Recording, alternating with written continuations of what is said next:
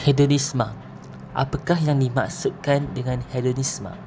Tingkah laku hedonisme merupakan nilai kepentingan peribadi yang merangsang membentukkan tingkah laku bagi memenuhi keperluan biologi dan sosial melalui keputusan yang dibuat berasaskan hawa nafsu. Pada pendapat Van Hoven pada tahun 2003, daripada sebuah hasil kajiannya yang menunjukkan bahawa golongan belia telah terjebak dengan tingkah laku hedonistik yang mementingkan keseronokan secara berlebihan. Kemajuan teknologi khususnya dalam bidang komunikasi membolehkan manusia berinteraksi antara satu sama lain tanpa batasan ruang dan masa. Sebagaimana yang kita ketahui, globalisasi adalah era perkembangan teknologi yang pesat. Teknologi telah mengubah gaya hidup manusia. Menurut Adler dalam Al-Wirsel pada tahun 2011, gaya hidup merupakan satu cara unik bagi setiap individu untuk mencapai matlamat tertentu. Umum diberitahu bahawa setiap individu akan memilih gaya hidup berdasarkan kehendak mereka sendiri.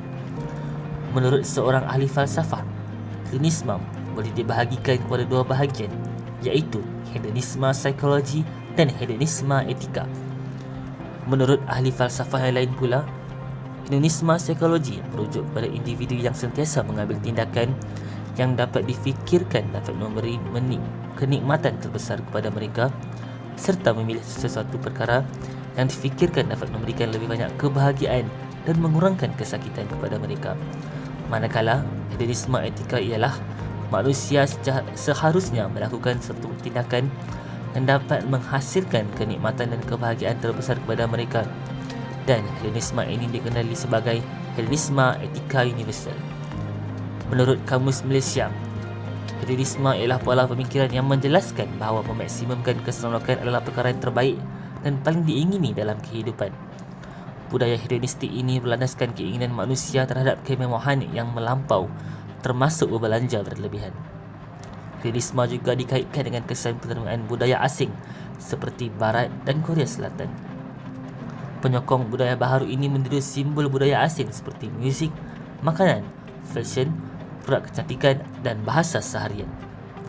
Golongan belia boleh dikatakan cenderung dan terdedah untuk memiliki gaya hidup hedonisme ini kerana mereka merupakan golongan yang dilahirkan dalam era globalisasi ini. Menurut Imam Al-Ghazali, jika kamu melihat masa hadapan sebuah negara, maka lihatlah keadaan anak muda pada hari ini. Ini jelas menunjukkan bahawa golongan muda memainkan peranan yang sangat penting dalam kemajuan negara. Oleh itu di sini kami menelitikan kepada budaya hedonisme dalam kalangan belia di negara kita. Istilah hedonisme merupakan cantuman daripada dua perkataan, iaitu hedone dan isme. Perkataan hedone merupakan istilah Greek Yunani yang bererti kesenangan dan keseronokan, manakala perkataan isme dijelaskan sebagai akhiran asing kepercayaan, gerakan politik atau keagamaan, sikap serta perlakuan.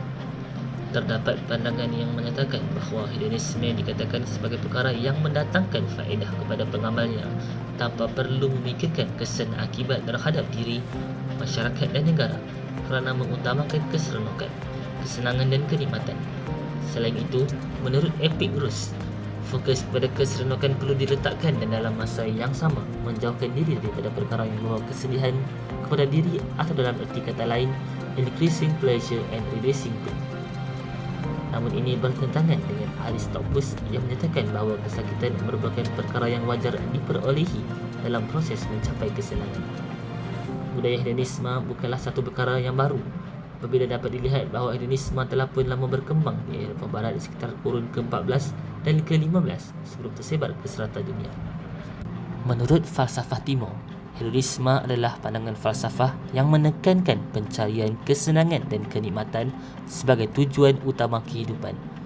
Dalam konteks pandangan Timur, terutama dalam tradisi budaya dan falsafah Timur seperti Taoisme, Hinduisme dan Buddhisme, ada beberapa perbezaan dalam pandangan terhadap hedonisme.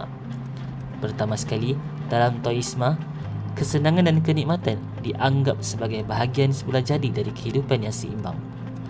Taoisme mengajarkan pentingnya mengikuti aliran Tao, iaitu kekuatan alam semesta yang mengatur segala hal.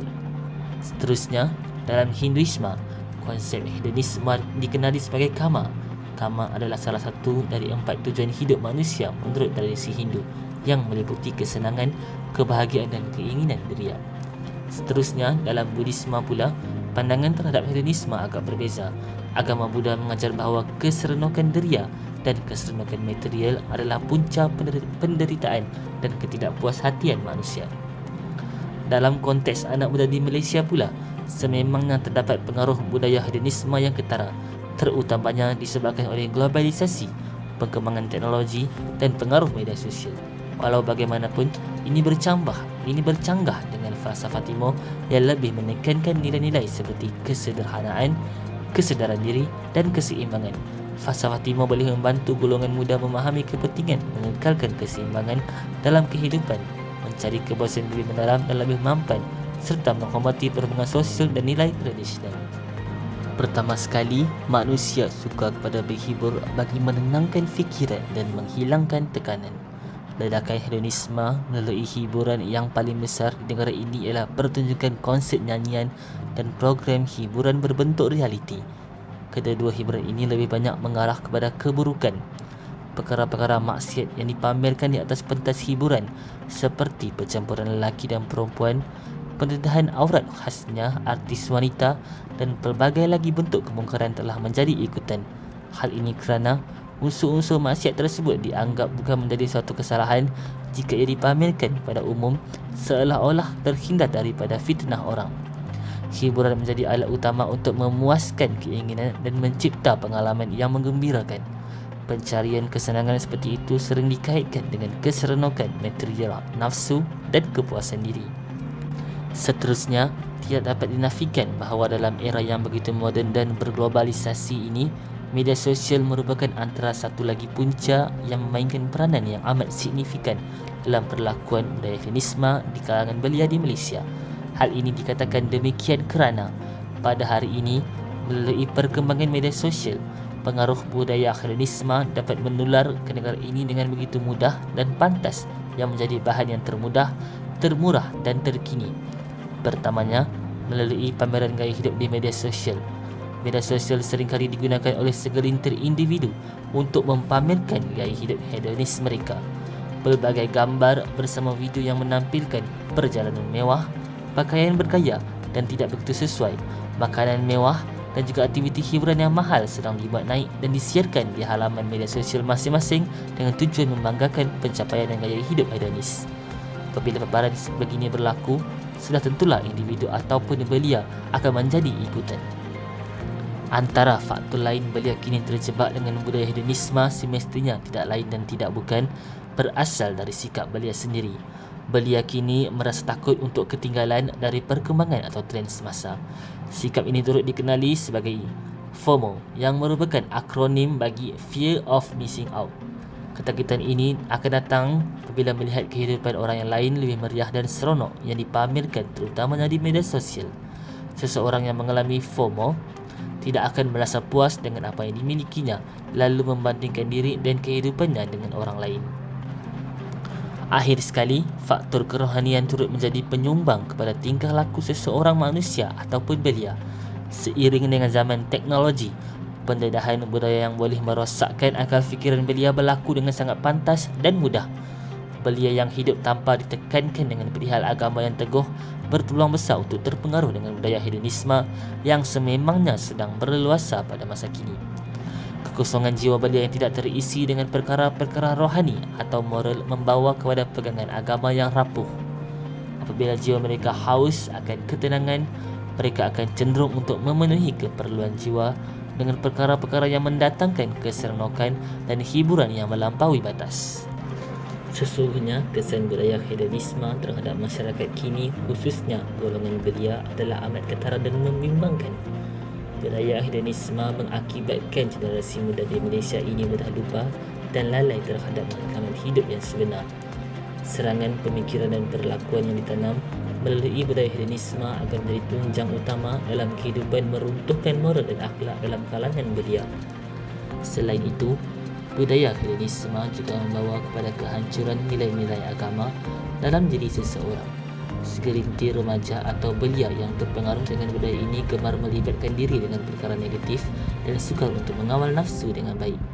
Bersifatkan materialisme yang menjurus kepada kesenangan dunia, kes-kes yang melibatkan dadah, seks bebas, rasuah, muzik, perjudian, rogol, mencuri dan pembuangan bayi dan lain-lain lagi semakin meluas dan berleluasa.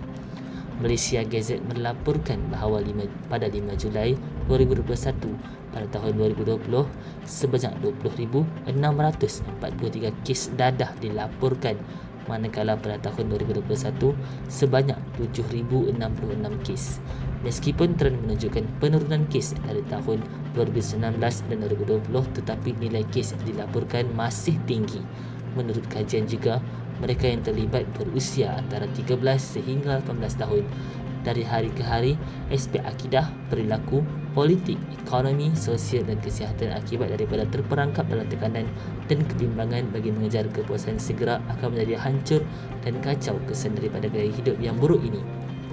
Kesan dari peningkatan kes-kes jenayah sosial dan perilaku negatif ini memaksa pihak kerajaan untuk membelanjakan sejumlah wang yang besar untuk memanteras segala masalah yang timbul. Segala usaha bagi meningkatkan kemakmuran dan keharmonian masyarakat di Malaysia perlu digandakan agar keselamatan sejagat dan aspek-aspek lain seperti pencegahan jenayah dapat dilaksanakan menerusi pelaksanaan program-program dan penambahbaikan undang-undang yang berkaitan. Hedonisme telah berkembang menjadi ciri khas masyarakat kontemporari. Dalam budaya ini, kepuasan cepat dan keseronokan material adalah yang paling penting bagi banyak orang. Mereka tidak berfikir tentang akibat jangka panjang kerana mereka hanya mencari keseronokan segera. Fenomena ini memberi kesan buruk kepada individu dan masyarakat secara keseluruhan. Untuk memerangi budaya hedonisme ini, pendidikan dan kesedaran tentang pentingnya kehidupan yang seimbang akan sangat penting. Melancarkan melalui kempen pendidikan yang melibatkan pelbagai pihak seperti sekolah, media dan masyarakat lain adalah amat digalakkan. Selain itu, pendidikan moral dan etika harus dimasukkan sepenuhnya dalam kurikulum sekolah dari sekolah rendah sehingga pendidikan tinggi. Selain itu, orang tua harus membantu anak-anak mereka memahami nilai-nilai yang lebih penting daripada keseronokan segera dan memupuk pemahaman yang lebih mendalam tentang makna kehidupan. Tambahan pula, kemahiran penyesuaian diri adalah penting kerana ia akan membantu seorang mengatasi keinginan hedonisme dan membuat penilaian yang lebih rasional. Di samping itu, adalah penting untuk membataskan penggunaan media sosial. Media sosial telah membantu budaya hedonisme dengan meningkatkan tekanan untuk mendapatkan pengakuan sosial dan mencari kepuasan segera dalam interaksi virtual. Kesimpulannya, walaupun hedonisme telah lama wujud dalam masyarakat kita, kita boleh mengekalkan dan mencipta keseimbangan dalam hidup kita dengan cara yang betul. Kita boleh mengubah perspektif orang ramai untuk menghargai nilai yang lebih mendalam melalui pendidikan dan kesedaran, meningkatkan kemahiran penyesuaian diri dan mengurangkan penggunaan sosial. Dalam proses ini, kita boleh mencapai tahap kesejahteraan yang lebih tinggi secara peribadi dan kolektif serta menjalani kehidupan yang lebih penuh dengan makna. Kesimpulannya, budaya hedonisme dalam kalangan belia Malaysia menonjolkan pengaruh falsafah yang meluas dalam kehidupan seharian. Walaupun hedonisme menawarkan keseronokan dan kepuasan serta-merta, ia sering gagal memberikan kepuasan yang berkekalan dan boleh mendatangkan kesan buruk kepada individu dan masyarakat. Ia sering membawa kepada kewujudan yang cetek dan dangkal tanpa makna dan pemenuhan yang lebih mendalam. Tumpuan tanpa henti pada kepuasan segera boleh menghalang pertumbuhan peribadi kerana ia tidak menggalakkan penanaman disiplin, daya tahan dan ketabahan. Selain itu, mengejar keseronokan yang berterusan boleh mengakibatkan kesan buruk terhadap kesihatan mental. Apabila individu terperangkap dalam kitaran mencari pengesahan luaran dan membandingkan diri mereka dengan piawaian yang tidak realistik. Dengan menghayati prinsip falsafah dan menggalakkan muhasabah diri, belia Malaysia dapat mengatasi batasan hedonisme dan memupuk kewujudan yang lebih bermakna dan seimbang.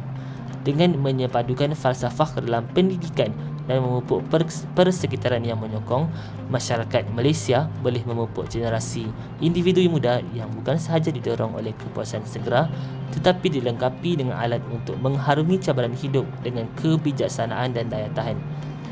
Institusi pendidikan keluarga dan komuniti memainkan peranan penting dalam membentuk nilai dan minda Malaysia dengan mempromosikan pendidikan multidimensi yang merangkumi bukan sahaja mata pelajaran akademi tetapi juga etika, nilai dan falsafah. Anak muda Malaysia boleh dilengkapi dengan alat untuk mengharungi kerumitan kehidupan moden, menggalakkan pemikiran kritis, membuat keputusan beretika dan refleksi tentang nilai peribadi, boleh membantu mengimbangi daya tarikan hedonisme dan memupuk pendekatan yang lebih bersedar dan memuaskan terhadap kehidupan. Sekian, terima kasih.